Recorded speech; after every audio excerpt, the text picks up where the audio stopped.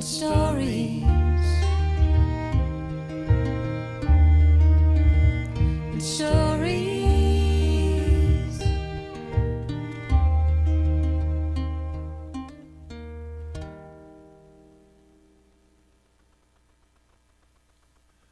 Well, good evening, everyone. Here we are with another live broadcast from the Duncan Showroom. And it happens to be the last Tuesday of the month, so it's no longer Dress Rehearsal Tuesday. It's Flow for the Love of Words in its 18th year. Number 592. I just did a quick calculation.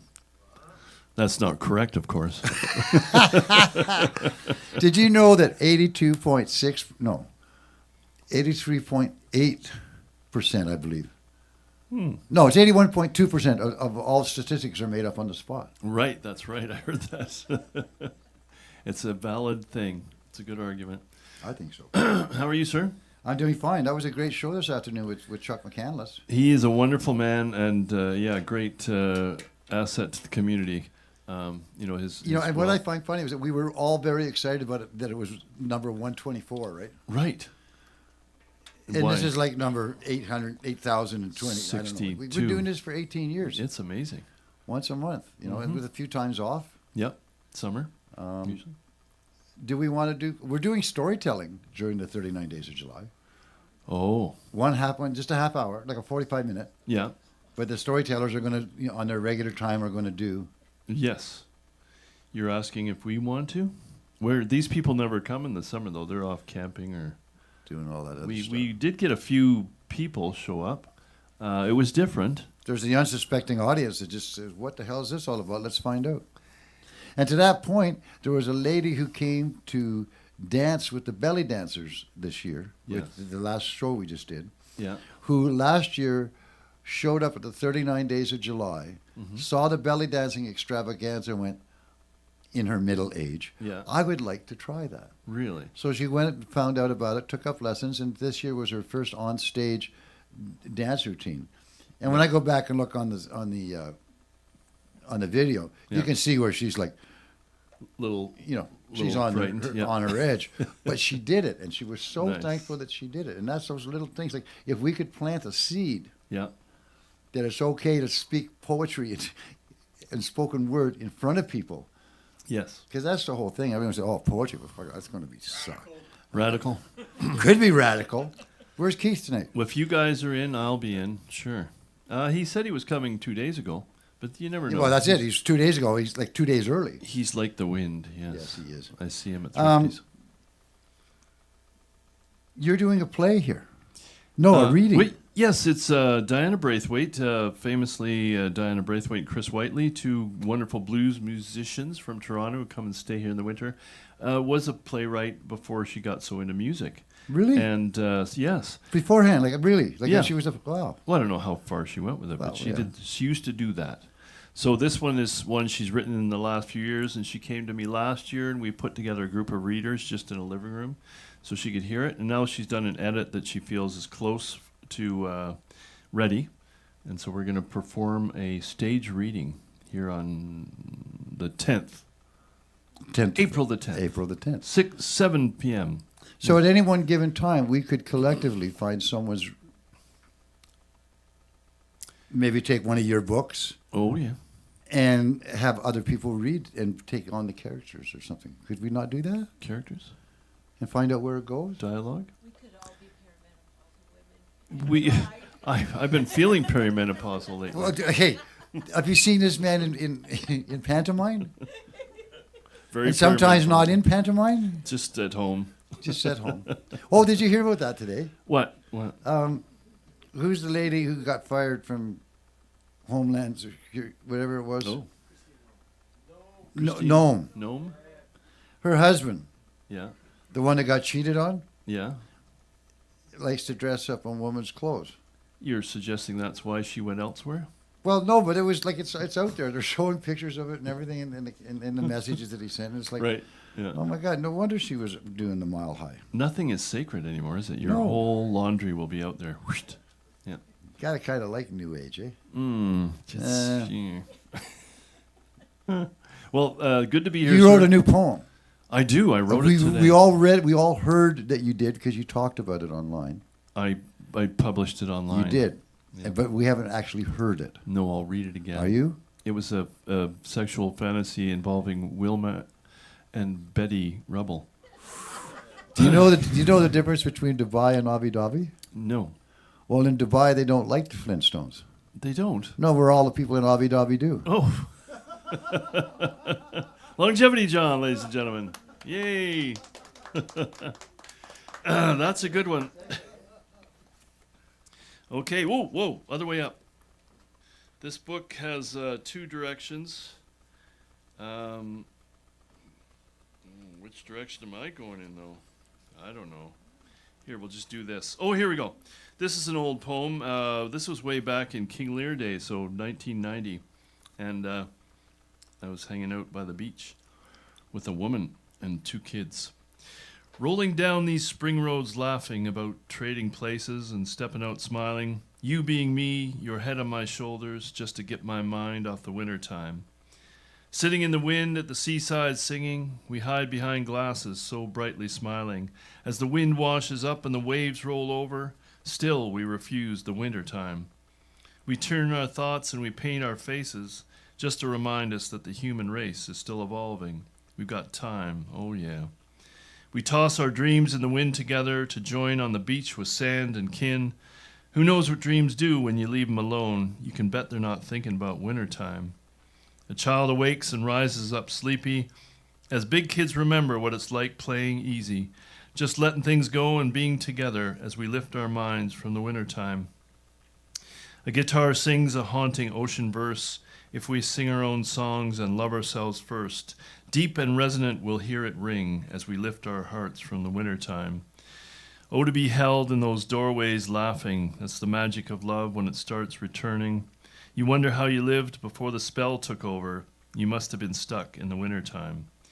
We paint our thoughts and we turn our faces just to remind us that the human race is still evolving. We got time, oh yeah. But we better get on it. Whatever we're doing for this revolution. So that's an old song, and I hope that I remember the chords that go along with it. Over the years, the melody stays in my mind, but not necessarily how I played it. So that's always an adventure, trying to remember. That's not it. Must be going this way. Ta, ta, ta. Oh, here we go. How many of you have erotic dreams still? You know, in this stage of your life. You don't have to throw up your hand. Oh yeah, Tim goes, of course I do, man. Did you say neurotic? Neurotic or erotic, either one. So this was started by, and funny, we were talking about dollar glasses. So this was, I went to bed and I was just kind of staring at, not this pair, but it was more of a leopard print thing. Just that, leopard print glasses. Betty and Wilma are dancing on their tiptoes. The wine is flowing. The boys have gone bowling. That's what I see when I close my eyes. Even though I'm driving, imagination thrives. Nighttime, portals, imagination, mortals. It's the sound of your laughter. That's the thrill that I'm after. So I left out the nude bits. I don't know why. Holler and scream like the warrior climbing out of bed. Life is a battle. You've got to fight to be ready. Make it a clean fight. Enjoy the breeze, the sunrise. Be kind. Do the stretches as your spine aligns and lengthens. So goes your readiness. It's a flexible metaphor. I'm a gall darn butterfly. That's how happy I'm feeling about spring. And this was, I was writing, I guess I was feeling better, like just trying to do stuff besides watch TV. So I was starting songs. And again, it would maybe have a little melody already in my head or a rhythm or something. It's a moment of danger when you're out on your own. Step out on your own. And the heights are heady and the chirping is all down below. I don't care how you dress. It's not about what your pronouns are, as long as you're honest and kind to the weaker folk. No one said step up unless you're ready. You are stronger than even your mother knew. Whoa. It's a mother symbolism. And then I was writing things about trying to, go back to the arguments or the discussions you might have liked to have with your parents, even though they're dead, and figure out what was going on there. So I figured I could heal my inner child just by having imaginary discussions. You think that'll work, Mark? Maybe I'll call Mark up occasionally and see if this holds water, this theory. Anyway, let's see. Marta is back. Come up. Yay, we haven't seen her for a couple of months. Always a pleasure.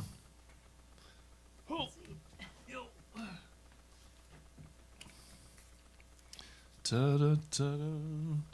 I have that Lee's chicken fever that I always get when I have Lee's chicken. I'm not sure what causes that. It could be the food glue, eh, Marta? Yeah. Those poor little Filipino children are in a factory in Denver just gluing together strips of chicken. It's terrible. Sounds delicious. It's great. That's why I get a fever. How are you? I'm good. Good. I've had a very exciting adventure. Oh, good. I went to Hornby Island Oh, beautiful. to a poetry festival, Oh, I've heard of that one. How was it? and there were 25 poets Yeah. and one children's author. Oh, nice. Nice. That was me. That was you. Great. Way to go. It was amazing. Good. They have a brand new art center, Oh, wow. and it's like you're outside, but you're Yeah. inside. They know how to do stuff on Oh, Hornby. yes. Well, I'm glad to see you. Can we get you? We'll bring this down a bit, and if you can sneak in a little closer. Yeah, hold on.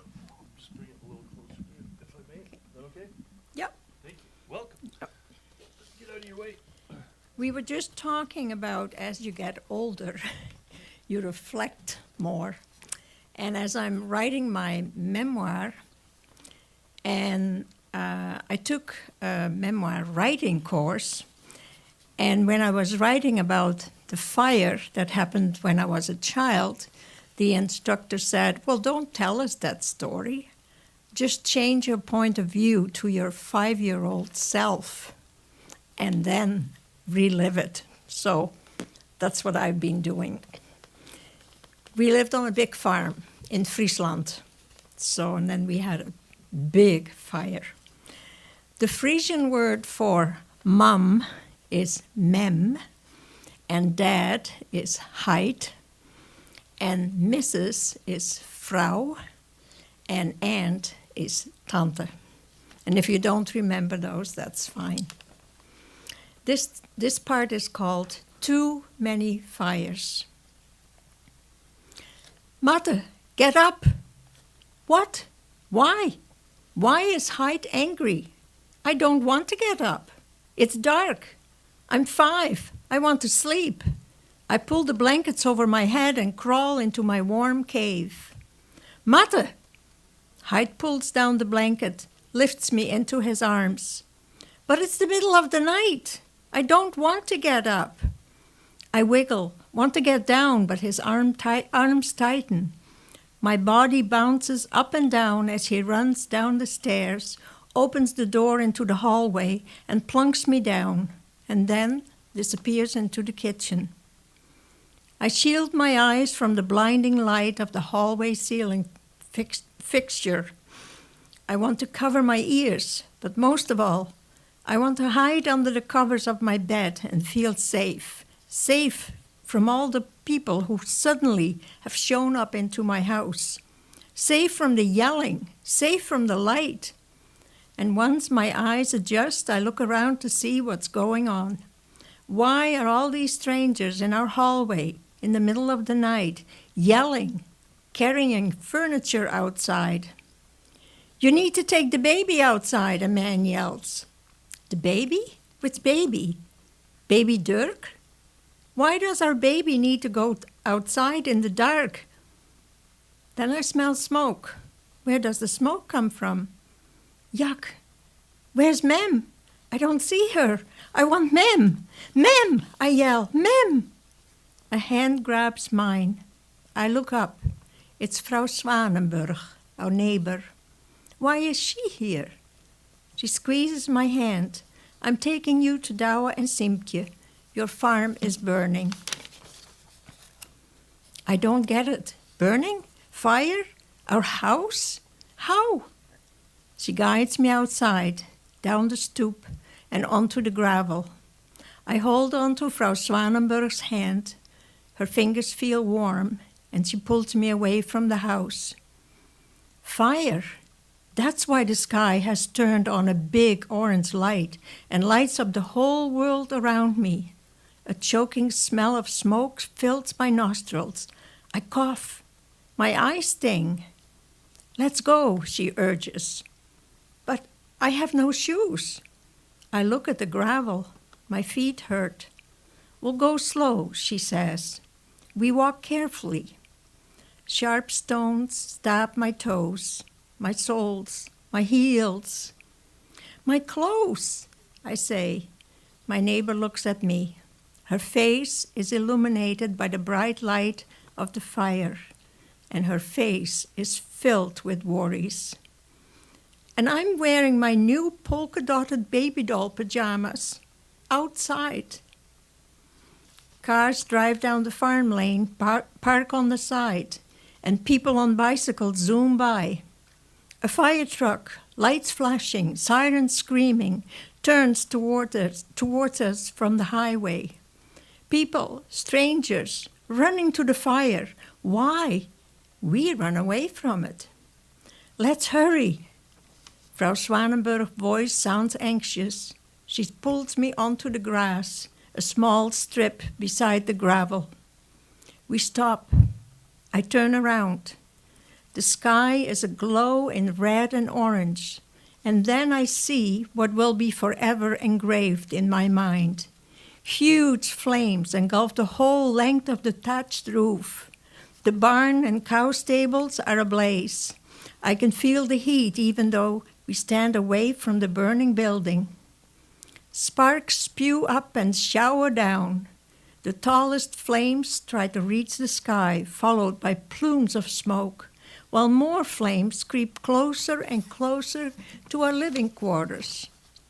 No, that's my home. Will everything burn? Gobbled up by the flames? Gone? My bed, my toys, my clothes? A second fire truck turns into our farm lane while we stumble ahead to find the little house at the end of the lane tucked beneath the road. Douwe works on the farm and Tante Siemke often looks after baby Dirk. Facing away from the blaze, the night turns pitch black and it's hard to see where we're going. Frau Swanenberg steadies me as I almost fall down the slope into Douwe's large vegetable garden. Tante Siemke holds me close when my neighbor hands me over, and I smell the familiar scent of her cologne, and for a moment I feel safe. Without a word, Frau Swanenberg turns and heads right back to my burning house. Tante Siemke pulls me inside. We sit on the couch together. Her arms hold me tight. I don't quite understand what she is saying. Everything is weird. Getting up in the middle of the night, strangers in our hallway, the flames, walking on the gravel. Where is Mim? I ask. And baby Dirk? A man yelled to take the baby outside. Your Mem will take care of Dirk. We hear a loud noise and two men burst into the room. We need flashlights, they shout. We lost the baby. Their voices are loud and frighten me. Tante Siemke jumps up, runs into the kitchen. A moment later, she comes back with a flashlight. Where is the baby? How could you lose him? She stumbles and follows the man outside into the dark night. I stand in the doorway. They lost my brother? How could these men lose a baby? Dirk is so little, he can't run away. He's only 8 weeks. He can't even walk. I need to go outside, but it's so dark. I'm his big sister. I always hold him, sing to him when Mem is busy. I stand beside the house. Behind is the sky, and it's so red. My whole world is burning. I smell the smoke, hear people yelling, hollering. What? I don't see him, one of the men yells. The beam of the flashlight moves up and down the vegetable beds. And after minutes, which feel forever, I hear, is he hurt? I'll take him. Tante Siemke's voice. You two carry the crib inside. In the small living room, Tante Simpje holds baby Dirk. Tears stream down her face. Dirk isn't even crying. He's fast asleep. The men bring the crib inside. I straighten out the jumble of blankets. Simpje fusses over him and puts him back in the crib. I watch him. His eyes are closed, his little nose turned up. One of his tiny fists rests on the top of the blanket. I sigh. I'm so glad he's been found and he isn't hurt. We were afraid to carry him, one of the men says. He's so little, we thought it much safer to carry him in the crib. But it was so dark, and then the crib tipped, and the baby rolled down the slope. Are you sure he's all right? Tante Simpje nods, points at the sleeping baby to reassure them. You better go back to the farm to help, she says. The men leave the smell of smoke behind when they close the door. What's going to happen now, I wonder? All I see is a wall of fire that used to be our farm, our home. I walk over to the crib, bent over, and kiss Dirk's soft face. Thank you.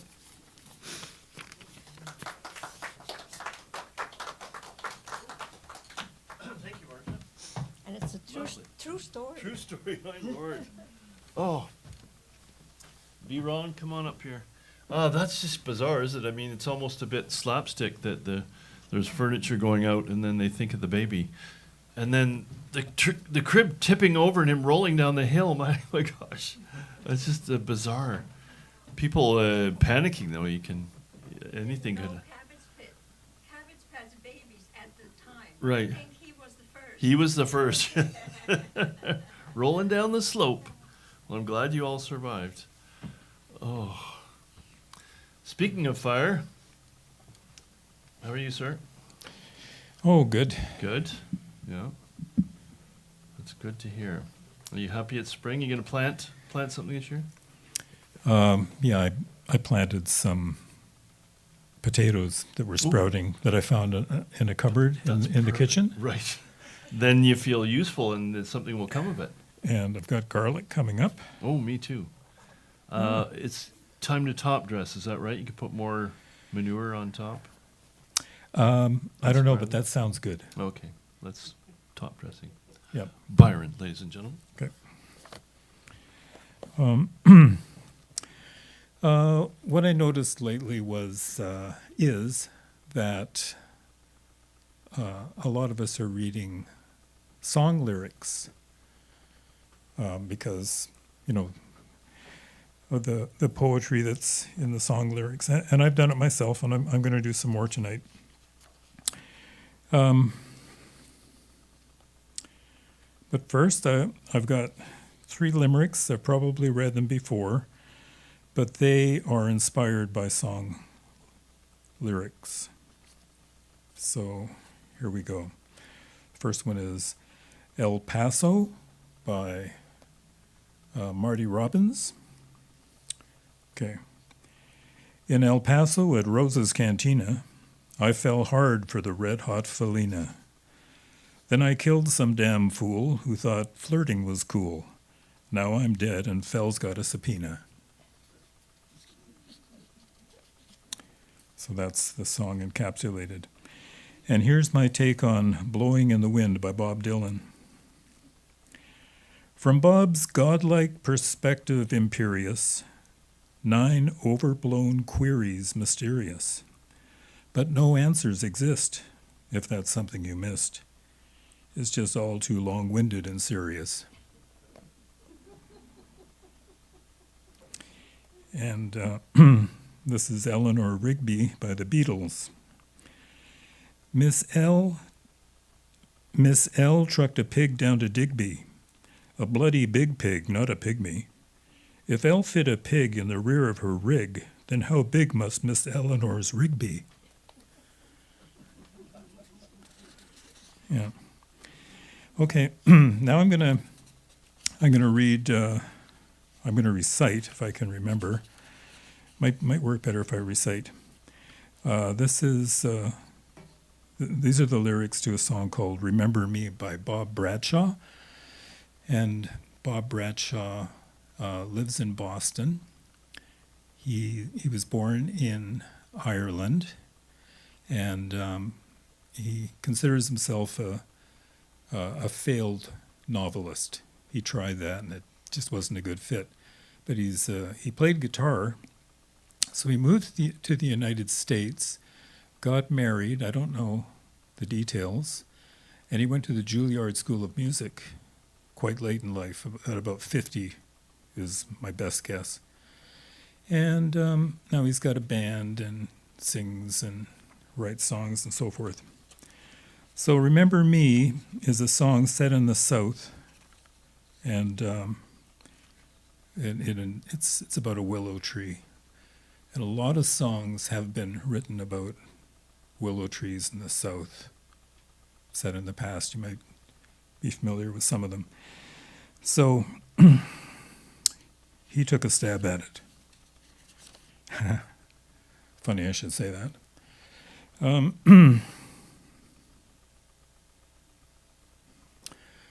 This is what I know. The blood was mine. It stained like wine at first, until it burst out through the buttonholes. Let the record show the blood blossomed like a rose, and then it froze, and I began to lose control. A movie passed before my eyes, loosely based upon my life. 1,000 parts yet to play. It all ended with a knife. Here's what I had to do. Sent out, a scout. All alone at dawn, I was to spy upon an enemy parade. Every word is true. To my surprise, my demise came in a weeping willow dell. There I fell, there I lay. Leaves quickly covered up the spot. A rose grew right through my heart. A man and a wildflower, no telling us apart. Willow tree, remember me, weep for me. Willow tree, remember me, weep for me. Willow tree, remember me, weep for me. Willow tree. This is what they found. Reading glasses, weekend pass, chocolate bar, harmonica, and a ribbon Martha gave me caked in mud. Now there's nothing on it ground but a single rose that grows beside a willow tree that covers me, that covers up the blood.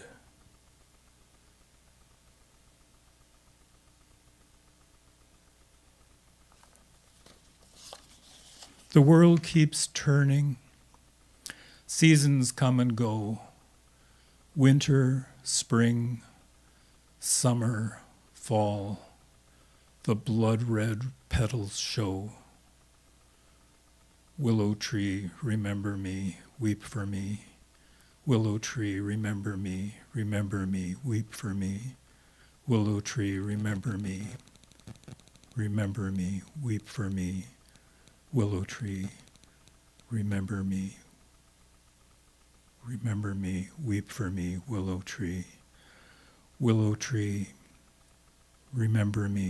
remember me, weep for me.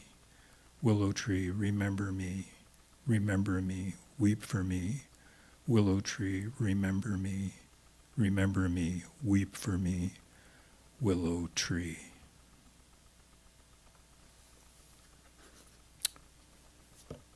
There it is. So, thank you. What's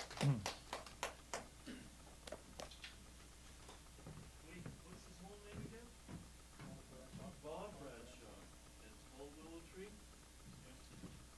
Do you think you can find it on the YouTube? It's been on YouTube. YouTube for 13 years. Whoa. It's only got 1,600 views. Ooh. Bob Bradshaw, Willow Tree. Deb, come on up. Bob Bradshaw.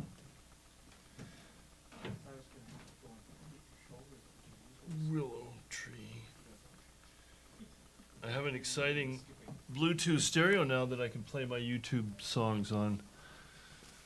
I'm not one of those naughty people who listen to Spotify. We don't either. Way to go. We have It's so tempting. albums. We do too. Me too. I got a new phono that's also Bluetooth, and lots of records. Welcome. How you doing? Pretty good. Isn't that brave of your friend Marta to go to, especially Hornby Island with a bunch of poets? Oh, could man, be that must have dangerous. been awesome. I was just thinking I ought to go to Hornby. Oh yeah. Best beach anywhere. Yeah. You didn't. Oh, you didn't, yeah? Just serious. How many people was it? Was it workshops, Marta, or readings, or both? All readings, Wow. and did a lot of. Oh wow, that must have been amazing! Way to go! She does all the best things. She's a go-getter. Yeah. Welcome. You got lucky. Well, I'm really happy for you. I'm going to read a little more from the essay I wrote about friendship. Last month, I think, that's what I read from, about my boy cousin. I'm a little older here. The yearning for friends was my number one preoccupation when I was young, especially during puberty. To be popular, I believed, was the ultimate accomplishment and joy. I kept waiting for the summer, during which I transformed, as some girls seem to do. I'd return to school in September with fully grown breasts, and suddenly people would like me. One morning in grade 8, not long after our father died, I'd spent too long in my underwear in front of the full-length mirror on the inside of the bathroom door. I'd convinced myself that my recently acquired baby blue push-up bra made me look more developed. Everyone thought it was grief that made me suddenly break into tears when the lights went out later in social studies. We were watching a history film. To be honest, the crying whenever the lights went out was a thing that happened to me. It always felt safe, like no one would know, but people did know, and I heard them whispering. A girl said, her dad died. A boy said, yeah, I heard it was cancer. A popular boy, suddenly thoughtful, said, maybe we could buy her a bag of chips. To which several girls scoffed. Don't be stupid, one of them said. We had a concession in the gym, not a full kitchen. But those who ate lunch at school like me could buy chocolate bars, pop, or chips. I felt worse when they talked about me when I'd been noticed. This was attention of a sort, the wrong sort. And I'd hated myself for being such a lonely outsider loser. Although the obituary for our father said people could donate to the Cancer Society, it was not what he died from. All through junior high, I tried extra hard to make friends, inviting girls at the least provocation for sleepovers. I'd tidy up like mad for them, make popcorn, and light candles in my bedroom. The interest was generally not reciprocated with the same enthusiasm. The one time I decided to be extravagant and invite 2 girls to sleep over, they left before sunset, preferring to wander the neighborhood in the dark, hoping to run into this guy we all had crushes on. All night, I'd waited for them to return, sat alone on the bed with my back against the cold wall, reluctant even to use the bathroom because I didn't want to face the ridicule of my sisters. The thing about loneliness is, if you hold it too long, it turns into shame.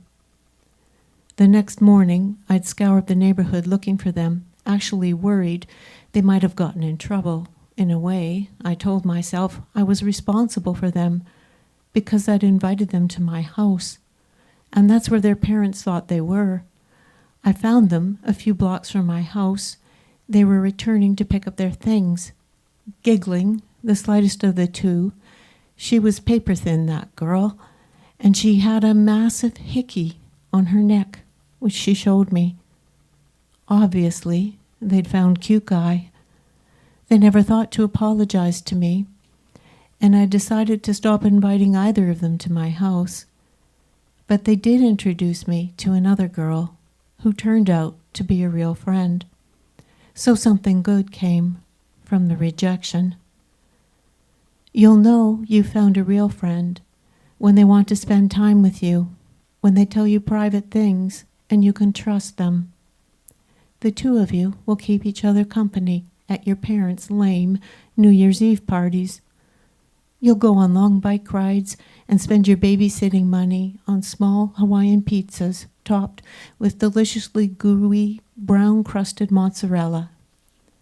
Together, you'll sneak into PG-16 movies, pretending complete strangers are your guardians, for which you'll feel guilty and will ask the two women ahead of you in line to please be your make-believe aunts and guardians because you really love F. Scott Fitzgerald, and they won't mind.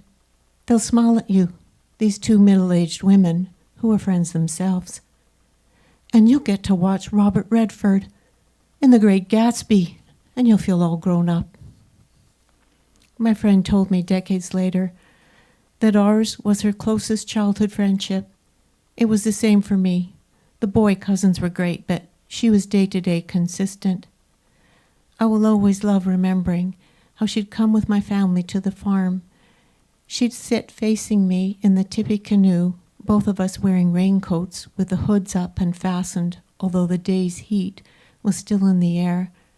We were avoiding getting eaten alive by the swarms of mosquitoes while we waited to see a beaver, just one, rising to the surface, the sleek brown fur coasting near the canoe if we were lucky, the loud smack of the paddle-shaped tail on the water before the beaver disappeared into the dark water and was gone.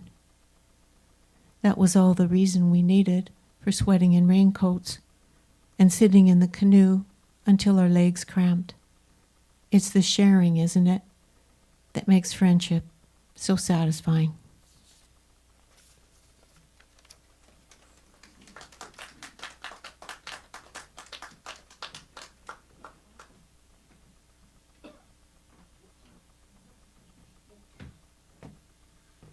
Well, I had a question about developments, because not in youth, but for adults. 'Cause men and women are built differently, and if you were going to go and take dance lessons, for instance, would the proper etiquette to be to keep your bosoms apart, or should you initiate a firm contact and keep it, friendly? But you see what I mean? You don't want to be indecisive and bumping in and out, and this kind of thing worries me. I can hardly sign up for the lessons. I don't know. Is it? Should it? Oh, okay. I didn't want to go and behave badly, so that's why I'm asking you. Whew.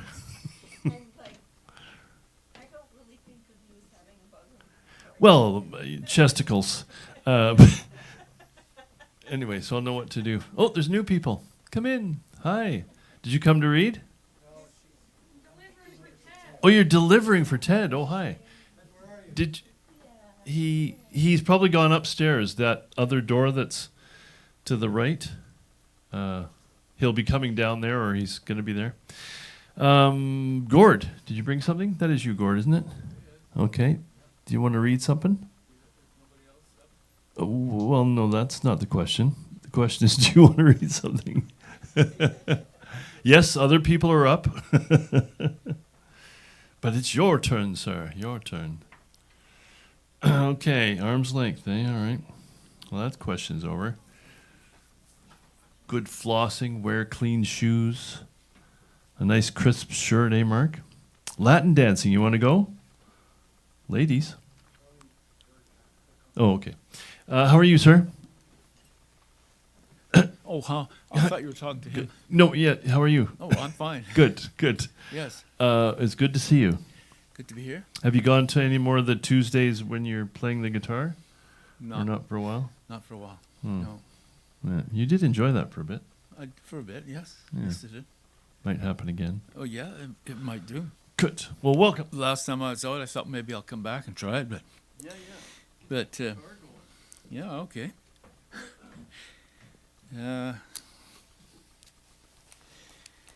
My name is Gord.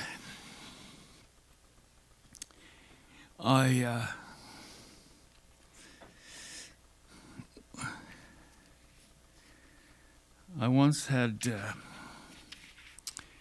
some heart surgery, and while I was recovering, I read a review of wine, and so I started to make things up, and wrote a little bit, and one of the stories is. Wine is popular on covers of magazines. Food, drink, entertainment, travel, fitness, gear, equipment, destinations, adventures, shelter, social life, country life, car life, historical lives, the good life, the high life, night life, the fast life. There's a magazine for every life, and wine is prestigious substance. Readers of famous travel publications may recall BC Rail Traveller of the late 1990s and early 2000s. Unfortunately for lovers of natural down-home rail travel, government gave in to sophisticated private sector envy of the railroad, and the publication closed. The cover of the 1997 edition was fascinating. It depicts a modern couple, Sarah and William, in the lounge car of an evening train. On their table, label posed a quarter turn from the viewer, sits a bottle of wine. It is half full. 2 wine glasses, one on each side, sit half filled. The bottle has no stopper and its label is not recognized.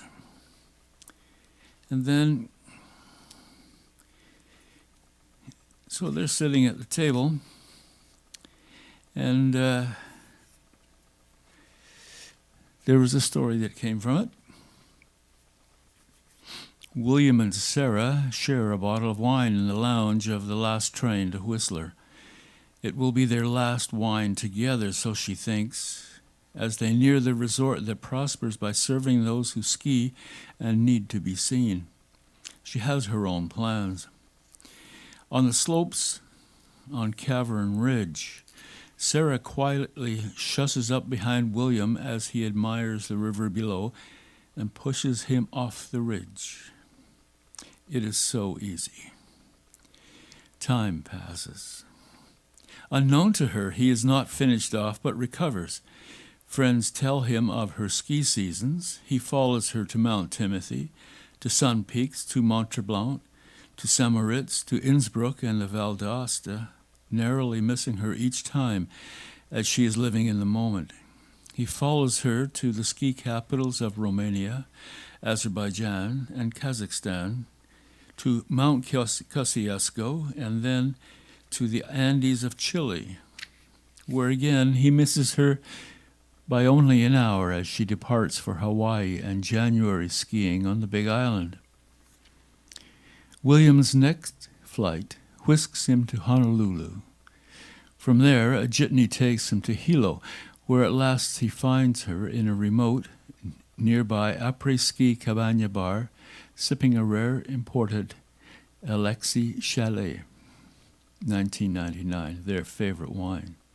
He watches from the shadows of a giant banyan tree, then steps out boldly, startling her. She is panic-stricken but helpless. "Sarah," he coos, covering well his emotions, "it is so good to see you. What a strange coincidence meeting you here. Was it Whistler, where we last saw each other?" "Oh, William, I thought you were dead." "Yes, how can I forget?" she says, mouth dry, nerves beginning to hum, beads of sweat budding on her brow, legs a-tremble. "Sarah, why?" His breathing becomes more rapid and his hands shake. The memory of Whistler, his waking up covered in snow, skis akimbo upside down on the mountain, his chasing her across continents, his first sight of her in months, all finally overcome him with emotion and trembling and lust. Sarah, he struggles with the words. Sarah, you've woken something in me I cannot describe. I must confess, I've chased you around the world, across 4 continents, because I have really fallen for you. From this point, the relationship becomes a Sargasso Sea of muddled sardonisms and reminiscences of disputes about fermentation time. During their conversations on the sets for their cover work, they had discussed in depth fermentation times for wine, and she had become so disillusioned at his constant fussing over them. Chapter 2 is not as full of joy. Shall I carry on? Chapter 2 is not as full of joy. I will say that there's several chapters to this part of the story, and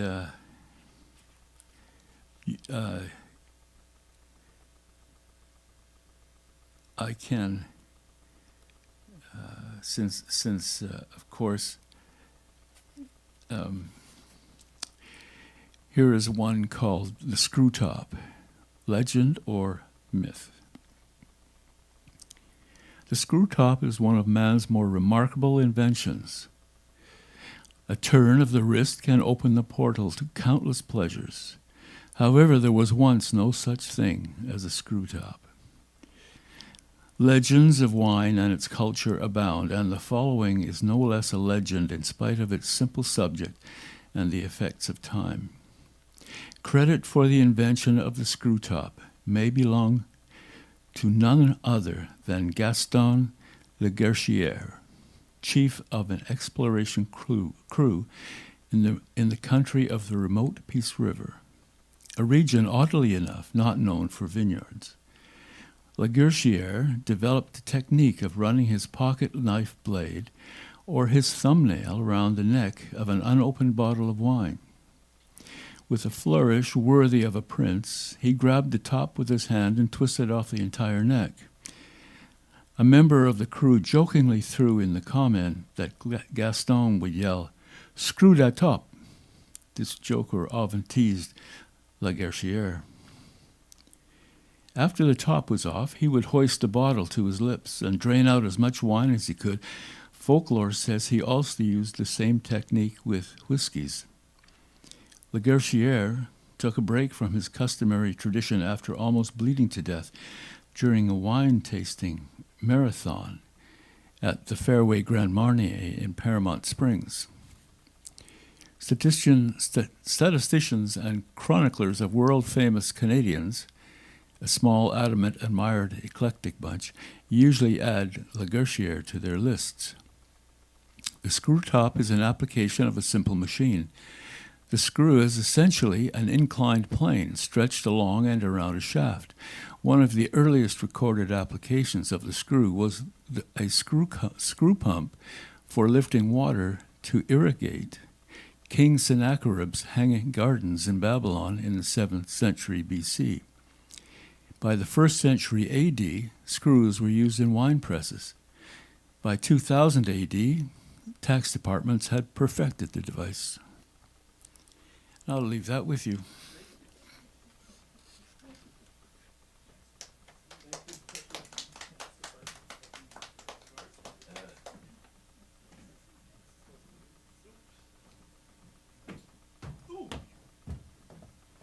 Libby, come on up. I like the part about where she tried to kill him, and he pursued her lustfully. Interesting. Anybody ever had that experience? Not this week. Not this week. It's been a while. I'll tell you more later. Okay, yes. What actually happened in the end? Okay, always good to have new readers, bravely. And you say, Libby tells us she's been here before. You can come up that way or that way. With Byron, apparently. Huh. Where did you come from? Are you a migrant like a lot of us? Yes, Are you from? definitely. I was born in El Paso, Ooh, nice. and my parents came over right after the war from Germany. Right. And then I lived in California, and then I immigrated to Canada Ah. when I was 19 years old, Oh, nice. With your parents or by yourself? by myself. Oh, brave. Well, I wanted to get away from Berkeley. Really? Was it too Yeah. contentious? It was very contentious, Hmm. yes. And when they stole my bicycle twice in a Right. row, it was Dang. time to come up. It really was. And I saw the mountains and Right. thought, Nice. that's, you know. It's all those djembe playing hippies. I think that's what it. Well, yeah, and Yeah. I actually got involved with the, the famous Seven, Jerry Rubin. You did? And yeah, Whoa. so it was. But I was never a bra burner. Right. I was always loved hiking and mountaineering and stuff. Nice. You weren't meant for No, to I be was a not an political activist. revolutionary. No, I'm just going to bring this down a bit. yeah, It's also there. That's a bit better. Okay. Comfortable there? yeah. Welcome. Thank you.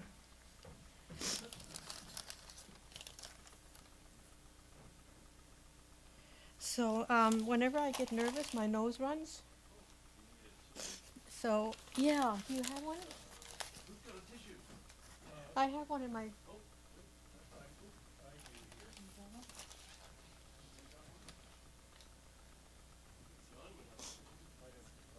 I have one in my pocket. It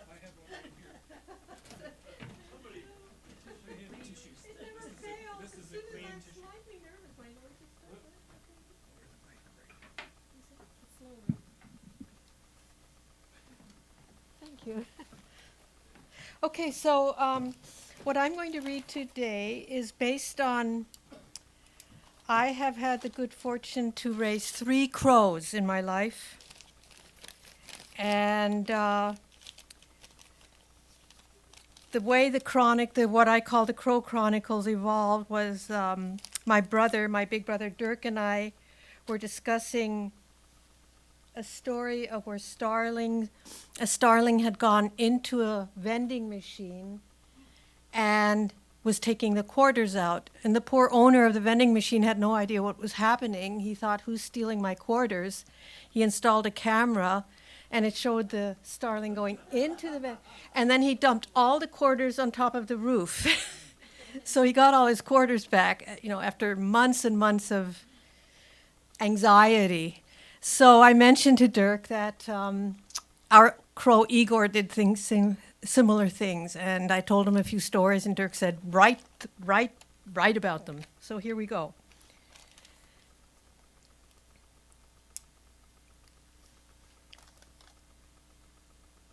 I was going to get the story printed, but I couldn't. Nobody at Staples ever replied, so I'll just.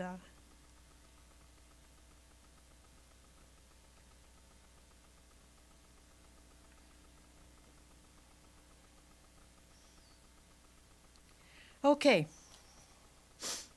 Igor, our crow, also loved shiny objects. He had a game revolving around my set of keys. The object of the game was to steal them. One morning before work, I was enjoying my cup of coffee on the steps in the sun, my keys right beside my lap.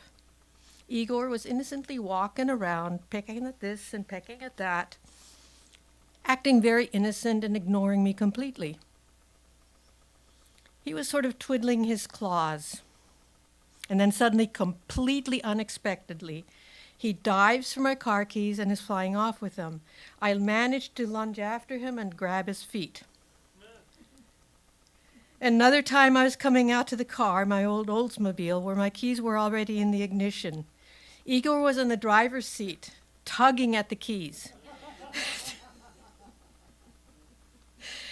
He saw me coming, and he panicked, and he was yanking at them while flying, hovering, backpacking his little wings for all he was worth, but he was pulling at them from the wrong angle. He was a brat. I have many Igor and Igorina stories, all equally humorous, like the way he would stuff his mouse parts down into my vent openings on my car. When the fan finally quit one day, our old mechanic was most puzzled by all the mouse bones he found in the assembly.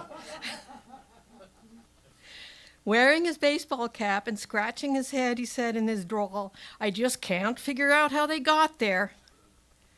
So Igor was always happy to see me coming home so he could raid his stash. He would land on the car as I was driving up the driveway and start pulling out bits of mice.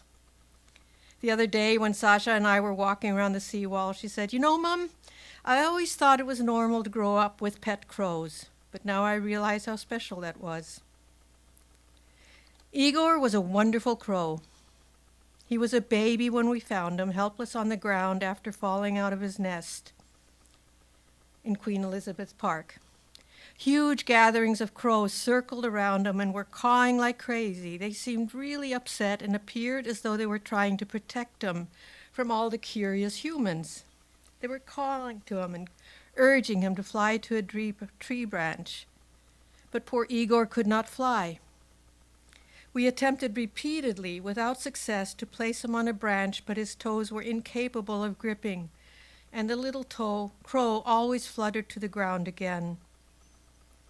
And other humans who were watching the commotion, and it was really a commotion with what seemed like hundreds of crows, offered to take the baby to the local petting zoo, where he would be kept in a cage and well looked after.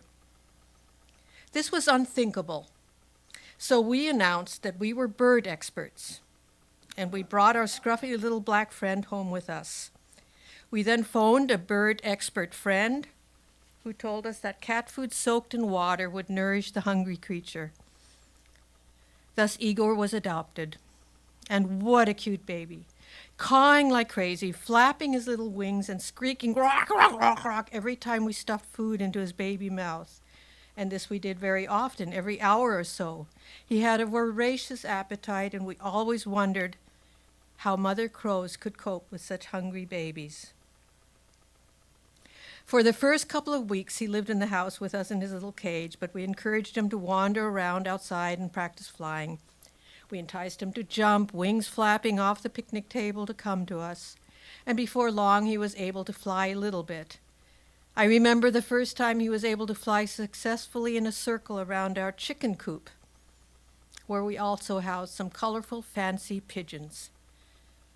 The day that Igor completed his first flight around the chicken coop was the day our fancy pigeons scattered in a panic, never to return. They ended up living near a corner store several miles away. Igor continued to improve his flying skills, although he was very much a baby. We persuaded him to spend most of his time outside, where he perched in a tree near the house. There, for hours on end, he practiced singing and creating human sounds. At least I think that's what he was trying to do. He gurgled the oddest noises in a somewhat melodious fashion, and I've never heard a wild crow singing like that. I remember a day we experienced a torrential summer downpour. I sped home from shopping to check on Igor, and he was nowhere to be found. Feeling very worried, I started calling for him, searching the acreage where we lived, and after a bit of anxious scrambling, I finally heard his little cry from quite a distance. I kept calling, he kept answering, and slowly we drew closer to each other, and I spotted him. He was completely soaked, struggling home through the tall grassy weeds, too wet to fly. What a sad sight he was, pushing through the weeds, his baby Fluff so white you could see his white skin. It was a joyous reunion, and we carried him home. He flourished. He had the run of the house. He chased our cat from her dish. He also owned a little plastic cup, which he cherished and would spend hours playing with it outside. He carried it wherever he strutted about, filling it with little treasures like bits of sticks and pebbles. And every morning, Igor would come flying through our bedroom window and want his breakfast, which we still stuffed down his mouth with our fingers. At the break of dawn, he would land on our bed, flapping his wings, baby fashion, and admitting his "ar, ar, ar" hungry caw. And so that's the installment. The next one is where we take him camping on Hornby Island.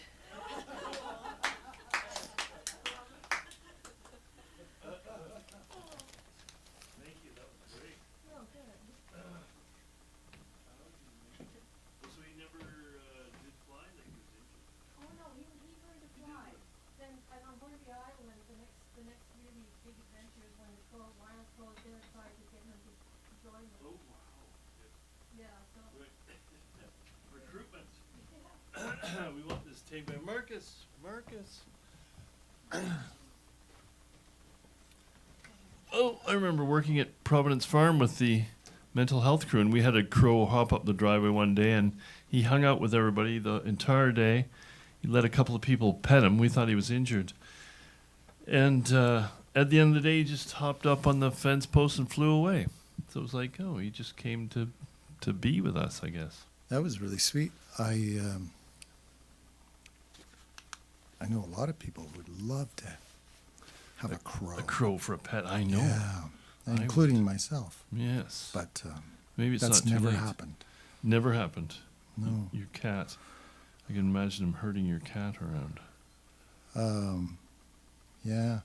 You know, it's funny. Last night I went over to a friend's for dinner, and he has these two small rooms. Mm-hmm. We walked into these small rooms, and he says, "Welcome to my mind." Ooh. And it was a room that was it was chaos, but it was organized, and Mhm.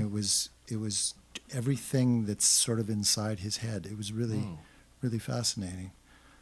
Huh. And then during dinner, he got a call, and a friend of his who's long been dying. Sounds like he's in his last week or two.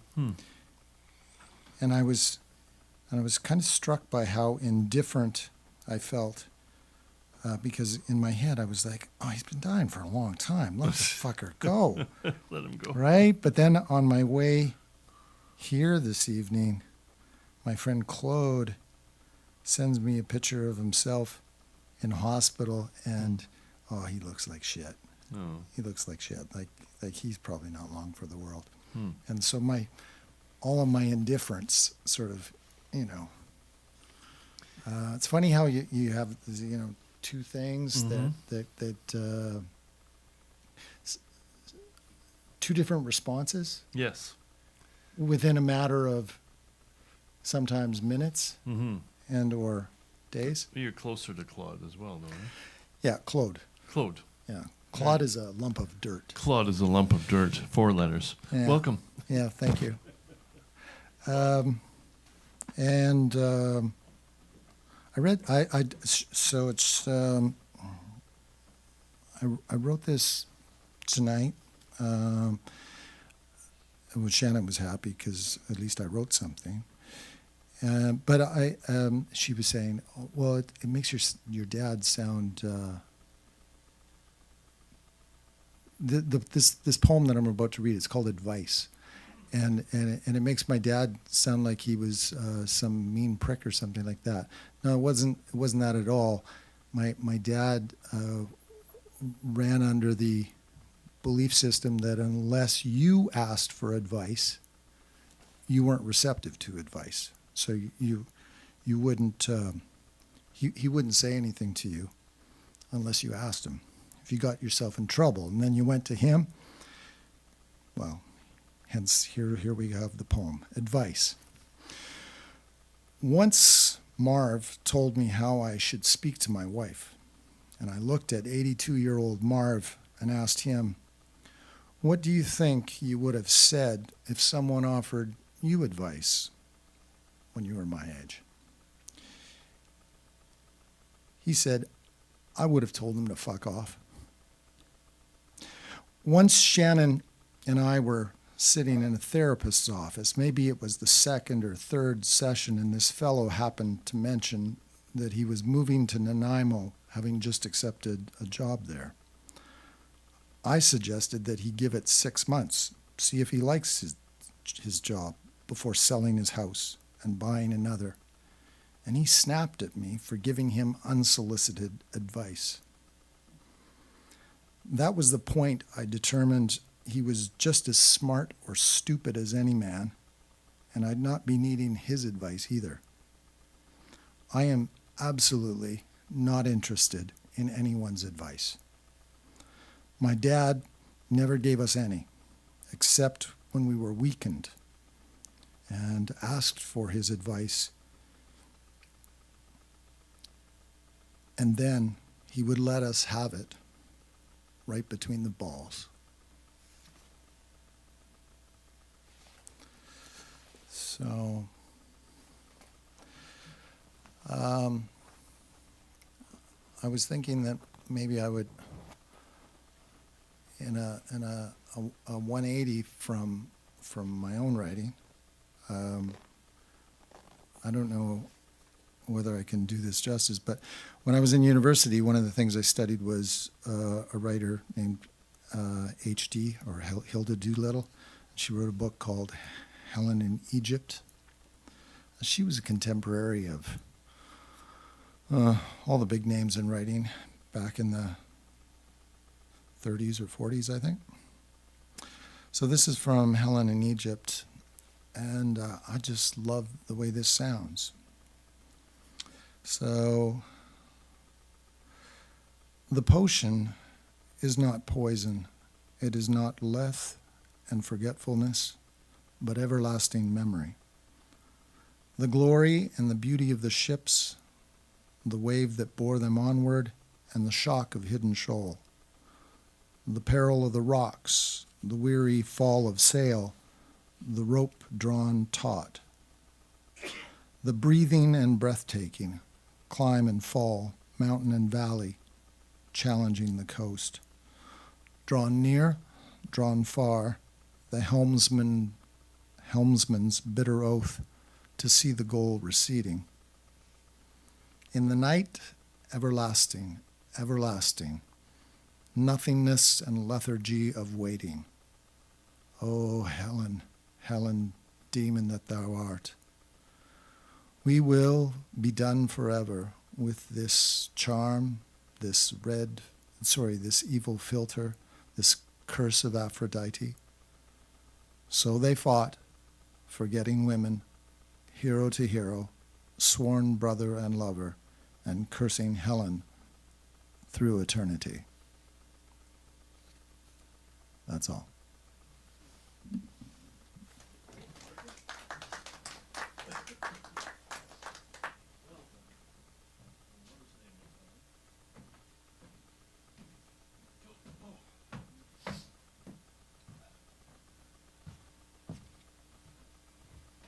I like the first one. How many of us really like advice unsolicited?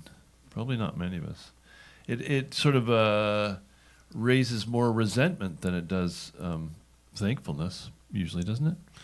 Is anybody genuinely happy to receive unsolicited advice? No hands are throwing up. Greg, come on up. You got something. And I'm only confused by the phrase, Mark, because you're from Alberta and I'm from Ontario, but we would say kicked him in the balls. I never thought of there being a place between the balls because they're kind of a one dangerous implement. What do you think, Greg? Where are you from?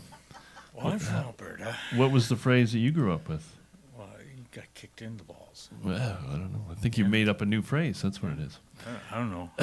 How are you? Yeah. But, yeah. You're good? Well, this whole free advice thing, it's, worth everything you pay for it. Right. That's right. That's right. But, some people say I was cruel because, my kids would come up and they'd be, upset about something. And I'd just say, well, if you're looking for sympathy, it's found between shit and syphilis in the dictionary. Oh, good. That toughened him up. Yeah. Well, welcome, sir. Good to see you. Okay. Well, I read this book a little while ago, The Name of the Wind, by Patrick Rothfuss, I think is the way you say it. Anyways, so I'm just going to read the prologue to it because it's kind of neat. and the title of it is A Silence of Three Parts. It was night again. The Waystone Inn lay in silence, and it was silence of three parts. The most obvious part was a hollow, echoing quiet made by things that were lacking. If there had been a wind, it would have sighed through the trees, set the inn's sign creaking on its hooks, and brushed the silence down the road like a trailing autumn leaves. If there had been a crowd, even a handful of men, inside the inn, they would have filled the silence with conversation and laughter, the clatter and clamor one expects from a drinking house during the dark hours of the night. If there had been music, but no, of course, there was no music. In fact, there were none of these things, so the silence remained. Inside Waystone, a pair of men huddled at one corner of the bar. They drank with quiet determination, avoiding serious discussions of troubling news. In doing this, they added a small, sullen silence to a larger, hollow one. It made an alloy of sorts, a counterpoint. The third silence was not an easy thing to notice. If you listened for an hour, you might begin to feel it in the wooden floor underfoot and in the rough, splintering barrels behind the bar. It was the weight of the black stone hearth that held the heat of a long-dead fire. It was the slow back and forth of white linen cloth rubbing along the grain of the bar. It was in the hands of the man who stood there, polishing a stretch of mahogany that already gleamed in the lamplight. The man had true red hair, red as flame. His eyes were dark and distant. He moved the subtle certainty that comes from knowing many things. The Waystone was his, just as the third silence was his. This was appropriate, as it was the greatest silence of the three, wrapping the others inside itself. It was deep and wide as autumn's ending. It was heavy as the great river, smooth stones. It was patient. Cut flower sound of man who is waiting to die.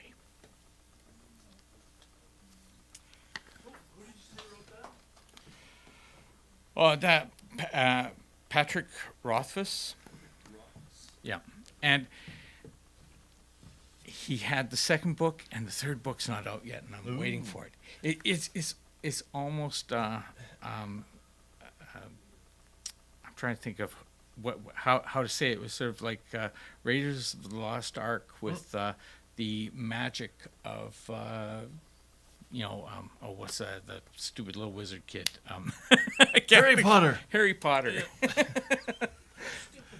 But without the homophobia. Wait a minute. That was good, clean writing, and very, you mean when you hear such crisp writing like that, you appreciate it, don't you? Yeah, it was nice. Adventure. Okay. Lovely. Thank you. Speaking of clean writing, I think, did we get everybody? We did, didn't we?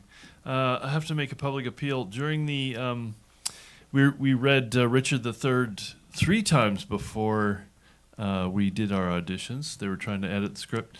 And a woman came out who was new to our group, and she said, I'm not really an actor. I'm just here, I'll read parts or whatever, but I actually have a play. And so at the end, at the third meeting, she left this play with me, and it's actually quite good. It's like William Shakespeare is up in heaven with St. Peter and God, and they're having a discussion, and the plot is that St. Peter and God are planning to send him back to Earth in the modern day for some reason. And I just like that writing. I really enjoyed the writing, and I rarely read a play where I actually am enjoying it. I mean, I'm in lots of plays, but like to sit down and read one, I never really do that. So if you know this woman, she's got brown hair. Her name is not in the play, and I think I wrote down her connection in a book of many hundreds of books, and I can't find it. So if you see her walking down the street, just accost her. Well, you'll just have a feeling. Just have a feeling. What's that? She's got brown hair. She's 5'2". That's right. Thank you to everybody for your contributions, and I hope you'll come back. We'll be here at the last Tuesday of April. What month is this? April, that's right. And we're getting into real spring, so have fun out there. Thank you. Thanks to Longevity John and Dr. Ted Cadillac. 18.5 years of the love of words. Good night. Thanks, everybody.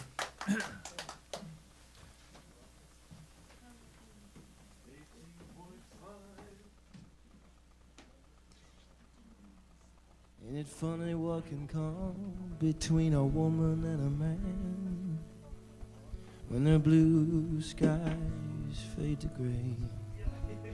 And ain't it funny that something that can come so easily gets so hard when it's slipping away?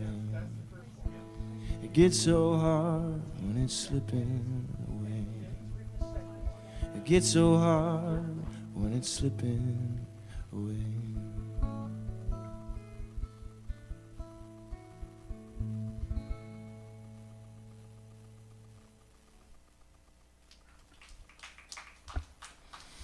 Thank you. Are you guys all right? Should I just keep playing through? And I think you guys are all right. Nobody needs it.